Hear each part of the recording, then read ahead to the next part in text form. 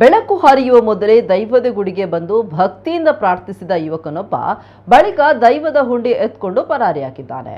ಮಂಗಳೂರಿನ ಮೇರಿ ಹಿಲ್ ಸಮೀಪ ಇರುವಂತಹ ಕೊರಗಜ್ಜನ ಕಟ್ಟೆಯಲ್ಲಿ ಏಪ್ರಿಲ್ 29ರ ಮುಂಜಾನೆ ಈ ಘಟನೆ ನಡೆದಿದೆ. ಮುಂಜಾನೆ ಸರಿಸುಮಾರು 5:59ರ ಸುಮಾರಿಗೆ ಬಂದಿದ್ದ ಯುವಕ ಮೊದಲಿಗೆ ಕೊರಗಜ್ಜನಿಗೆ ಕೈ ಮುಗಿದು ನಮಿಸಿದ್ದಾನೆ. ಬಳಿಕ ಕೊರಗಜ್ಜನ ಗುಡಿಗೆ ಒಂದು ಸುತ್ತು ಬಂದು ಗೇಟ್ ತೆಗೆದು ಹುಂಡಿ ಇದ್ದ ಜಾಗದಲ್ಲಿ ನಿಂತು ಮತ್ತೆ ಕೊರಗಜ್ಜನಲ್ಲಿ ಪ್ರಾರ್ಥಿಸಿಕೊಂಡಿದ್ದಾನೆ. ಬಳಿಕ ಅತ್ತಿತ್ತ ನೋಡಿದ ಯುವಕ ಅಲ್ಲಿದ್ದ ಹುಂಡಿಯನ್ನ ಎತ್ಕೊಂಡು ಕಟ್ಟೆಯ ಹಿಂಭಾಗದಿಂದ ಜೂಟಾಕಿದ್ದಾನೆ.